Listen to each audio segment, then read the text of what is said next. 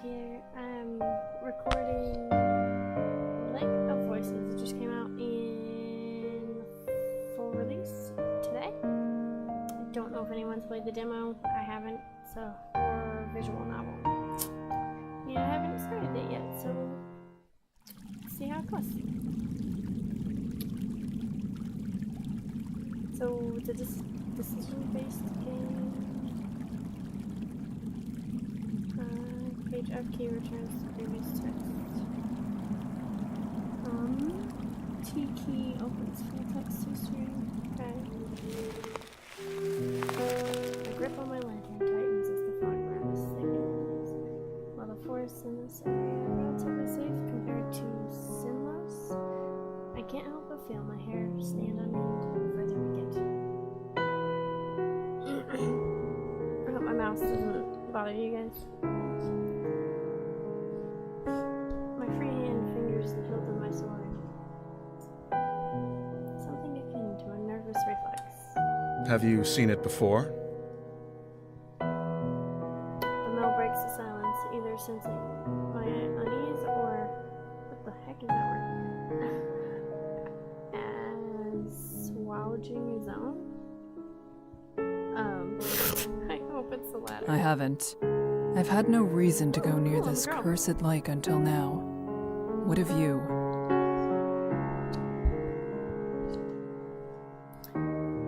Bamel scratches its chin casually as though I asked what his favorite food is. I traveled the long way around it once before.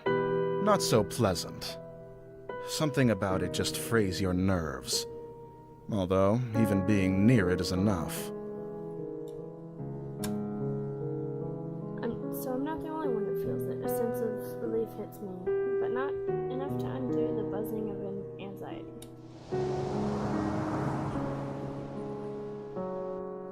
The lake, Sinlos. Most try their best to avoid it all their lives. The hundreds who die attempting to cross it, its unearthly black water, dragged to death by creatures lurking within, aren't a secret. No wonder you were assigned this mission. There are few who have had first-hand experience with the place, even if from a distance. He'll probably keep being picked whenever they need someone to cross, for however long he's with us. Bamel shrugs, bringing my attention back to the dark path before us. At least we're taking the bridge this time.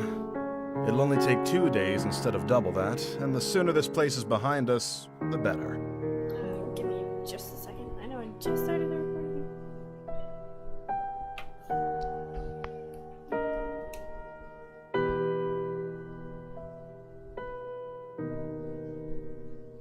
Okay.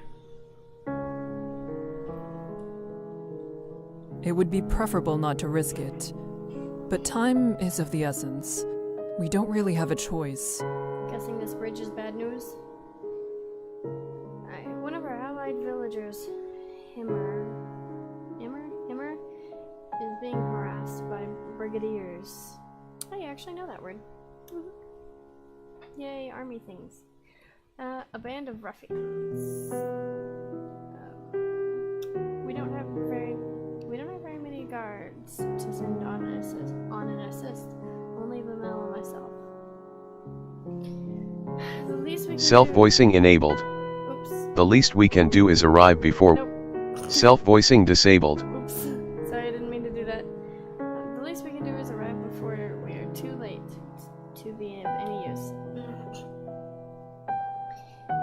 These kinds of squabbles happen often, but have to be put down, lest they turn into a blood grudge or all-out war. The last we heard, neither option was that far I can off. also see why they chose you to come out here. I glance at Bamel, an eyebrow raised, a slight smile plays across his lips. You're always so calm and so serious. Nothing can get to you. You're the best choice they had. He's cute. A smile now tugs at my own lips. I would like to thank him, but I wouldn't be so calm and serious as... But that wouldn't be so calm and serious as he just described. And if that's how he sees me, I'd like to keep it that way. My lack of reaction only makes his smile grow. He chuckles a bit before refocusing on the path. I do the same. It wouldn't be right to let my guard down in a place like this. Bemel appears to feel differently, however. You know the town on the other side of the lake, though. It's not so similar to ours. If all goes well, perhaps we'll have enough time to enjoy the new area. I hope the music isn't too loud. I think I'm going to turn the music down a little. No. First, I'm going to save. Why am I on slot 17? And then go to settings, music volume. I like the music though, it's very pleasant. Okay, return. Alright, and then actually I'll just do another save real fast. I don't know if it saved my setting. Okay, for the most part I ignore him, nodding when applicable. Applicable? People say it different. Bemel is a talkative sort, and if chaffing helps keeps his worries down and his sword hand ready, I have no complaints. After a time, the thick fog surrounding us begins to clear. A slick wooden dock comes into view, and with it the sounds of water gently lapping at its sides. Where did the sound of the water go? Okay, Bemel shifts beside me, stretching his lantern arm as far as it will go. He seems Someone's tense. already here. A young woman stands by the dock, eyeing us warily. Does she intend to cross tonight? Evidently, she has the same question. As we step up next to her, it's clear she isn't simply passing by. She's waiting. The stranger nods curdily to Margaret. us. Kiga the Steadfast. Bemele. Hello? Bemele? Okay, that's not how I thought it was said. There's a stuffy silence. Margaret turns to gaze out across the lake, expression unclear. With not much to say, Bemele and I do the same.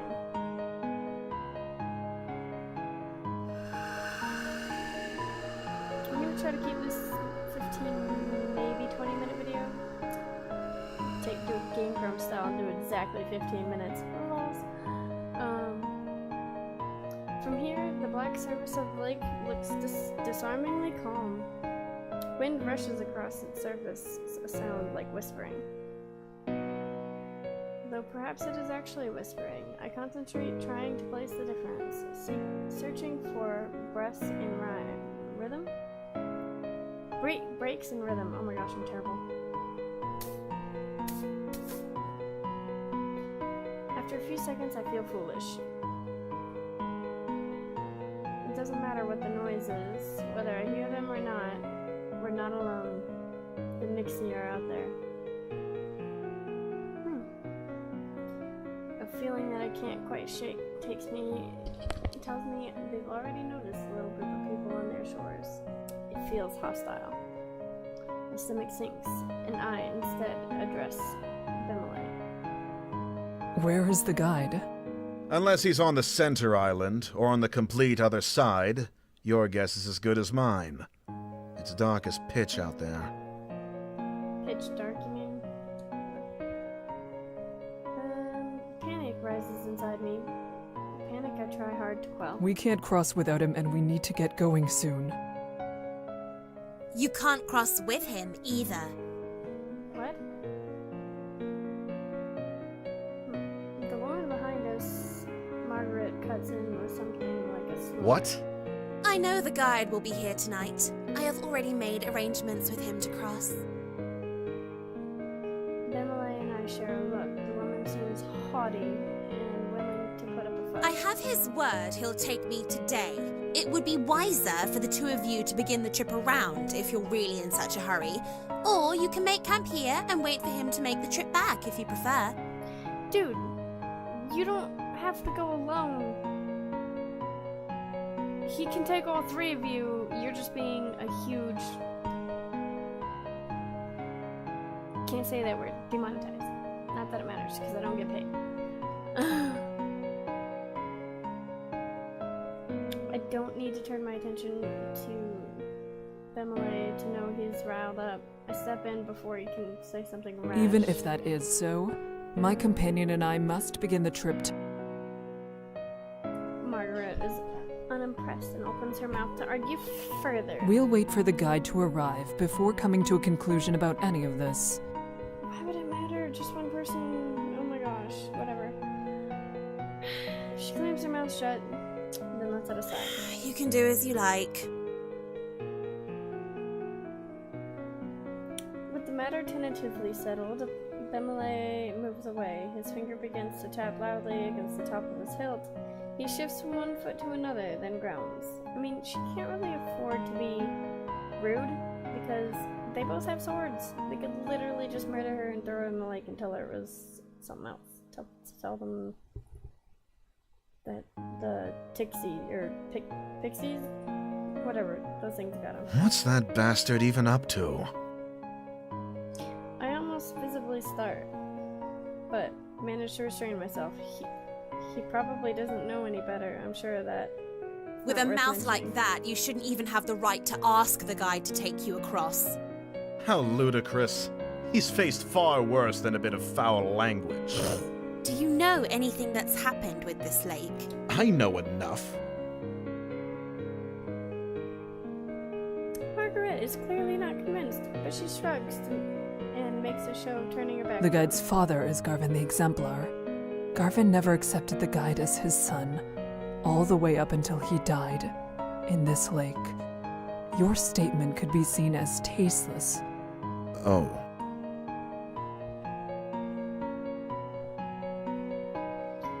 Bemele rubs the back of his neck, his face regretful. My apologies to the guide. I didn't mean it that way. I never knew about his... well, that. A smile spreads across my face when I quickly wipe away.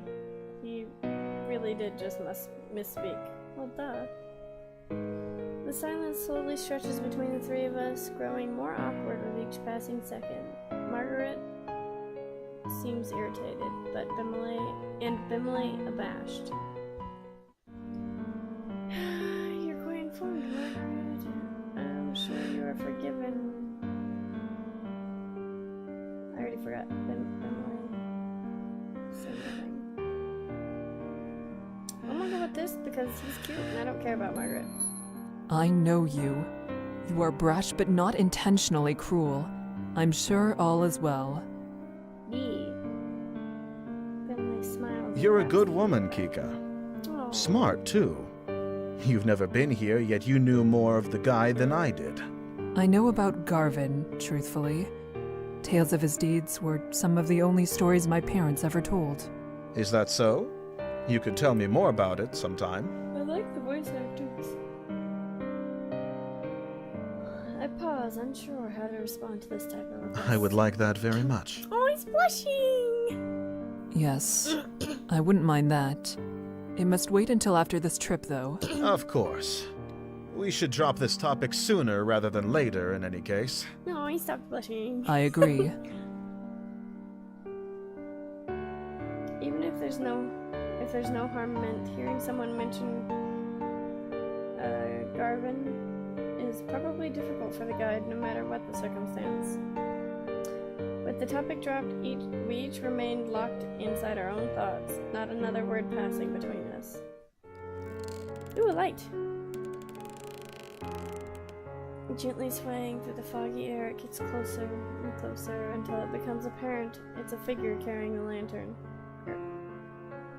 That must be the guide, although I can't shake the ghostly aura it gives off. The figure steps onto the shore, but we wait for him to approach us instead of going to meet him. None of us are sure how close to the waters we can get before it is no longer safe. He stops in front of us and simply stares. Are you the guide of Sinlos? The man nods. He has a sharp face and weary Well, eyes. that's grand. We would like an escort. Bemele motions to the two of us, and Margaret approaches. A strange smile. on her Hello, face. it's good to see you again. I'm ready to cross, as we've agreed upon. What? I don't like her. The guide turns a face to her as well, face remaining unchanged. And Must not be a lie. He would have said something otherwise. She really does have a preference to travel with him. That's a problem. Is there a way we can all begin the trip tonight? Yes, I will allow all 3 of you to go. But with that many, at least one will die before we reach the other What? side. A disturbing addendum. One offered with little emotion attached. Demolay glares back, asking what we're supposed to do with such You should go circumstances. around. The sentence hangs in the air. The second half unspoken, if you want to live. We don't have time for that! There are people counting on us for protection. Why does... He jerks a finger at Margaret, sorry for skipping him, whose face contorts with anger. I don't need to explain myself to you. My journey has already been put off once, and I was promised I could go today. I will be going under any circumstances. Oh, good, maybe you'll die. She meets Bemelay's eyes with the gaze of steel. He starts to speak, but she cuts An in. extra day or 2 shouldn't be that much of a problem for you. Whoever you're meeting can surely wait such a tiny amount longer. Patience is a virtue, after all. The night is only so long, and if we're still on the bridges when the sun comes up, we'll all die as they sink back below the surface. If you don't decide soon, no one will be going. The guide is dispassionate, stoic. I almost feel something's wrong with him if I didn't share the trait myself. Oh, I guess I'm not doing 15, I'll do 20. Bemelay pushes me aside, jaw clenched That woman tight. isn't armed. We can easily get her to back off if we make this into an actual fight. Really? After all, we have to go tonight, yes? If one of us really is to die, it'll be her. Would staying be a worse fate than her death? Really? Refusing to meet Bemelay's eyes, I try to keep my voice as We level don't as know her possible. situation. This isn't a decision we can make for her. What? Bemelay leans in closer, apparently having missed what I said. I remove the sympathy for her in my response when I The say guide it won't again. accept something like that, I assume. Then what else do you have? First of all, you and I cannot split up. Either we both stay, or we both go. Right. That's not a question. I cross my arms, a hand on my chin. I have full confidence in my abilities and in the mill. But there's no reason not to believe the guide knows exactly what he's talking about. If we go, he might not be able to get... Hello?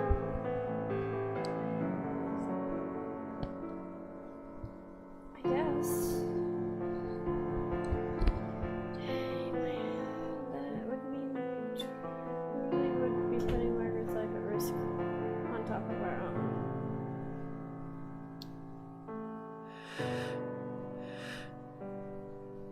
I don't... You will stay. What? You would have already decided to come if you had the proper mindset for a journey. But you don't understand. The guide raises a hand to me, eyes cold, my words dying in my throat. If he decides we aren't fit to cross, how could we persuade him otherwise? This is bullshit! Oh, We are more than equipped to make this journey, and we know more of what it means to be in danger than most will know in all their life. You two will stay. the male's muscles tense, and I put a hand on his arm. He trembles slightly beneath my fingers, his hands curling themselves into fists, but he doesn't say another word. The guide turns around and heads onto the bridge. Margaret uncomfortably looks from the guide to us. Goodbye. And she steps onto the bridge after him. The mouth sighs, the anger releasing from him, and they disappear into the fog. Okay, so that was an interesting first episode. If I even have any watchers, let me know what you think. I'm probably gonna do more, but it might be a while before I upload the second one because I gotta go do things. Going on a trip. And next episode.